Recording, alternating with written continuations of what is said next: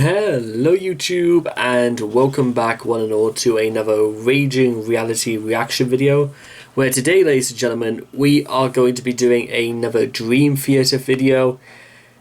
Possibly one of the most highly... Somebody's making eggs downstairs. That is a 100%, that is the sort of smell you want to have whilst going into a Dream Theater video. Some sensation you know is there but you can't describe. You can just put it in ways that you can't necessarily relay through a video, like feelings or smell. It's the scent of a good video. It's almost emanating through the screen as we speak.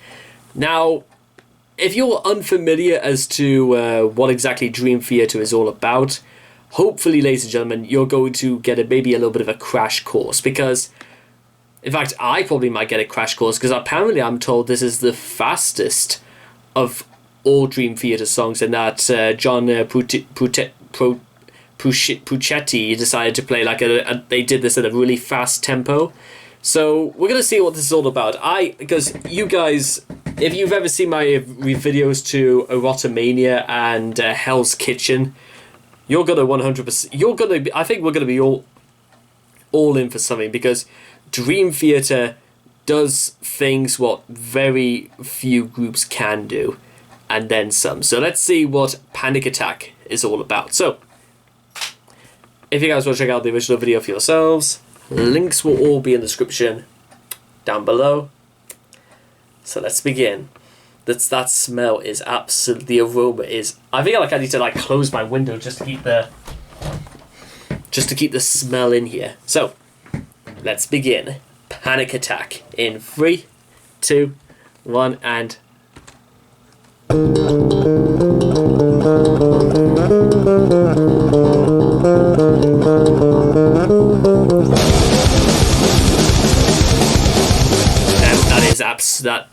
that's not Dream Theater. They never play in a tempo like that.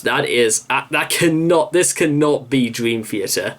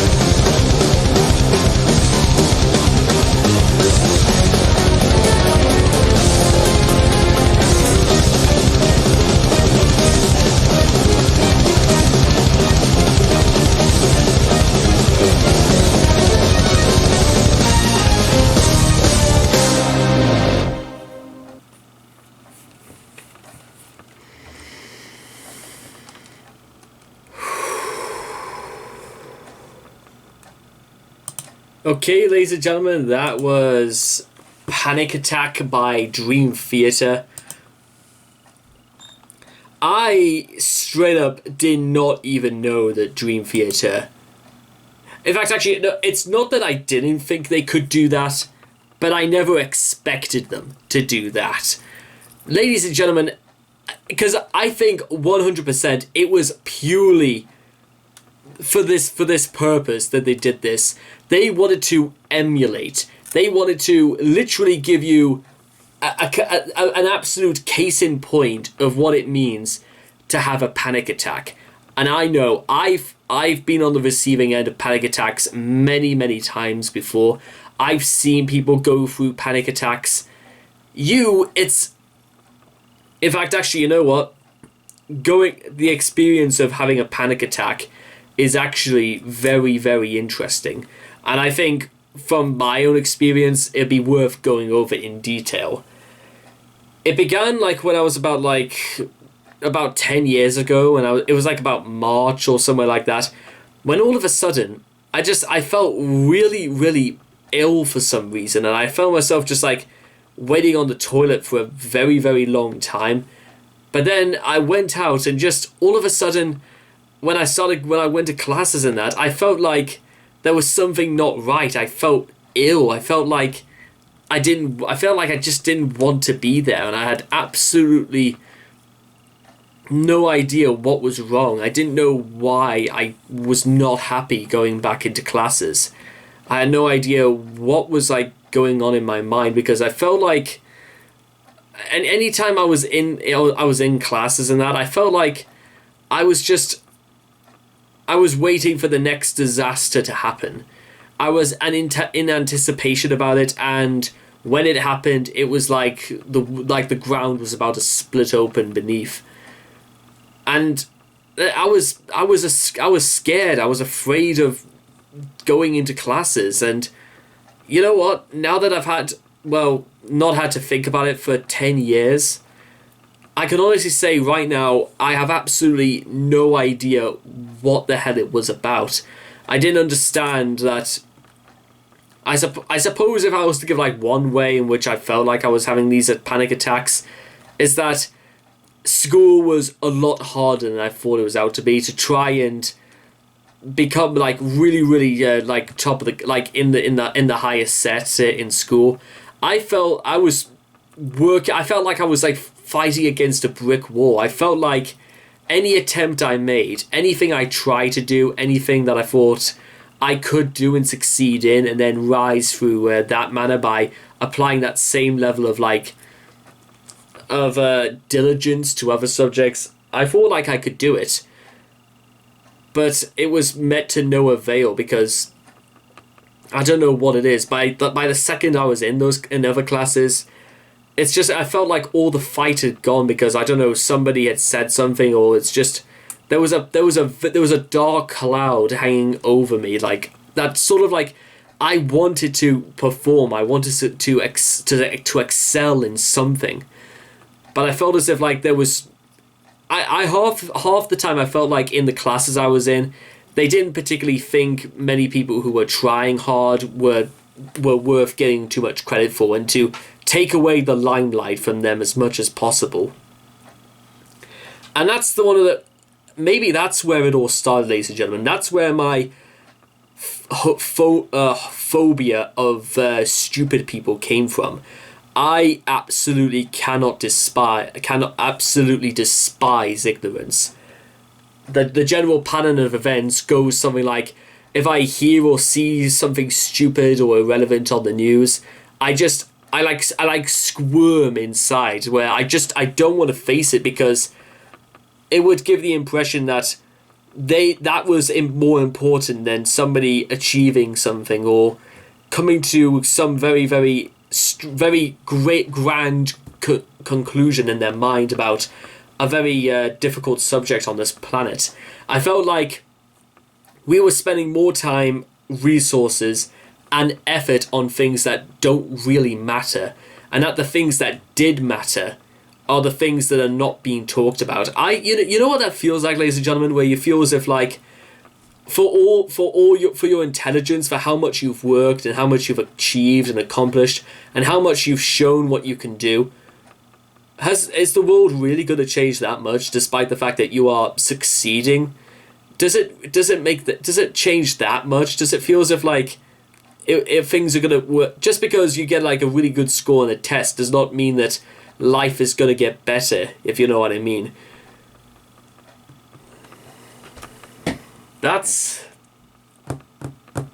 was like a worrying thought I had and even when I was in like year 9, which how I didn't have a panic attack during like year 9 at all, with some of the shit that went down that year, in which I felt like trying was becoming more and more futile, and everywhere I looked, people were getting rewarded for stuff that, in my opinion, should not have been rewarded. Like, what was I getting for the hard work I was doing? What was my reward from not getting into trouble, from working diligently and not, being seen and never heard of?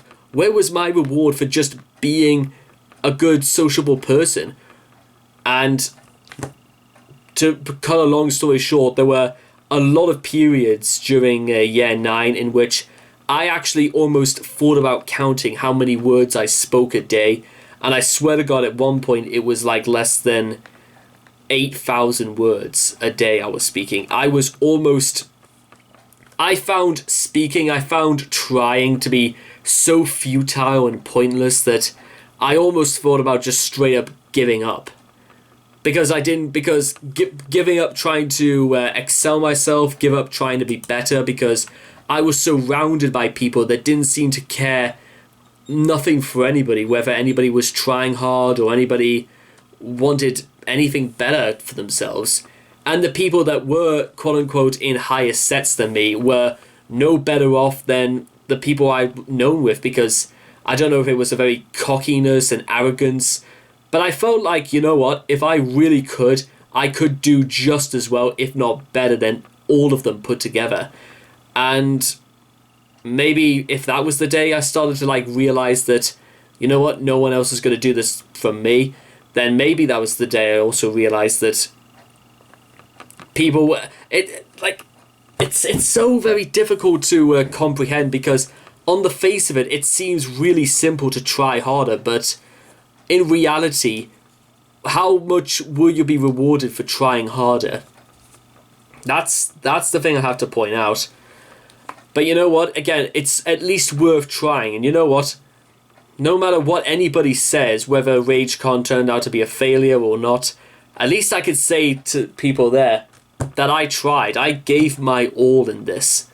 I mean, this is video number 428 out of everything I've recorded for RageCon. You can't tell me I did not try and I didn't give everything I had for these videos. No way, Jose. And then the way you hear Dream Theater go into the very specific details about feeling paralyzed, feeling as if everything is receding into distance. Why do I feel so numb? Is it something to do with where I come from? Should this be fight or flight? I don't know why I'm constantly so uptight. Yeah, all of these things are ticking the boxes. And also, just another side note is that when I saw somebody going through a panic attack was like, I must have been about like 17 when I first saw somebody. It was like somebody in my English class, and he was just hid away in an art room and almost crouched in a fetal position in the corner, saying that I can't do it. I can't go out there. I can't face this. This is like hell.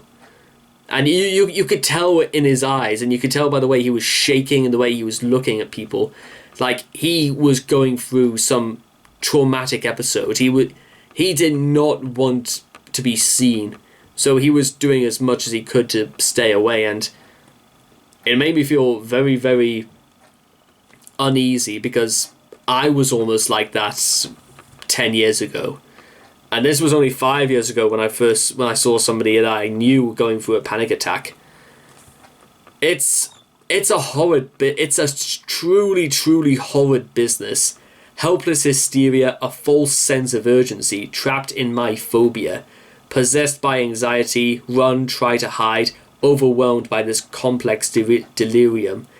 Exactly, because it's not so much like it's not the same as like having a heart attack or suffering from depression, because a panic attack is something that just connects instantly. It feels like you're having a heart attack, but it's something you can't explain, or you can't even explain why you're panicking that much, because again, to anybody else it might seem as if you're making too much out of something, but you have to remember it's not the same for them as it would be for you or me.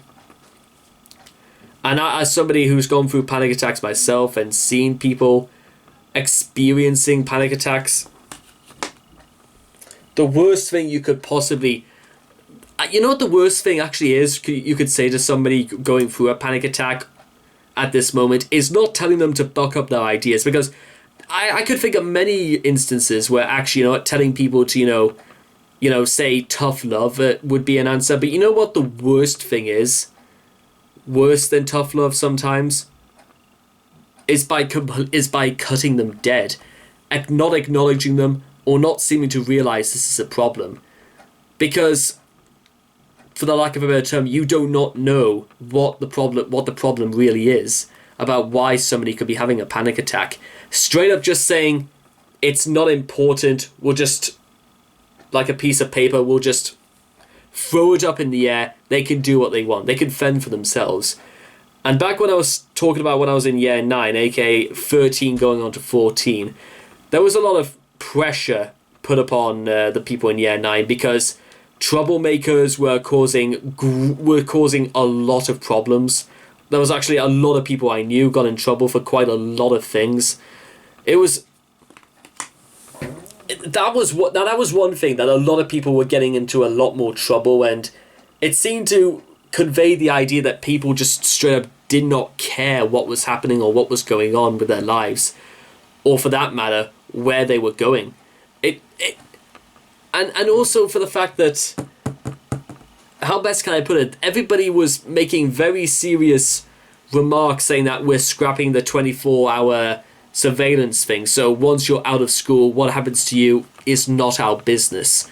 I felt like, really? Like, I haven't even done anything wrong, and it sounds like you're just scolding me for no reason. Like, dude, like, I was giving back. I was not getting in trouble. I was doing all of these things right.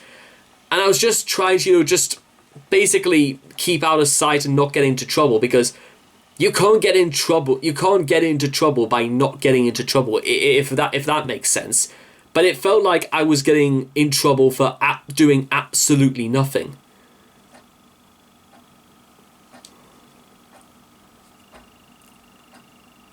But, ladies and gentlemen, maybe that's what my panic attack was all about.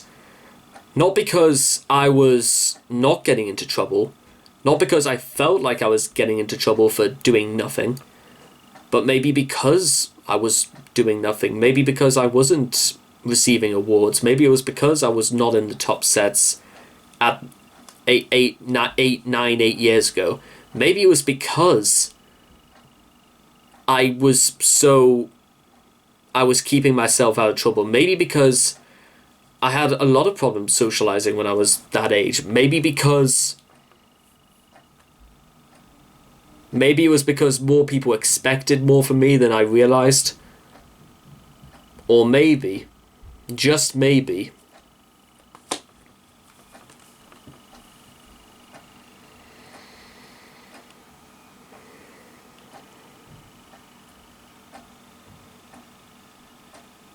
because more people realized that not only could I, but I did.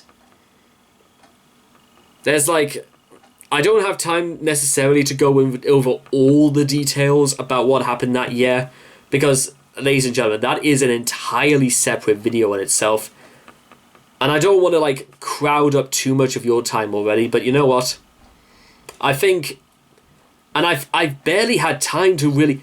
Yeah, you know what's really strange, ladies and gentlemen, is that the only time I get to mention things about my history are doing these videos. I hadn't thought about the majority of my secondary education for years.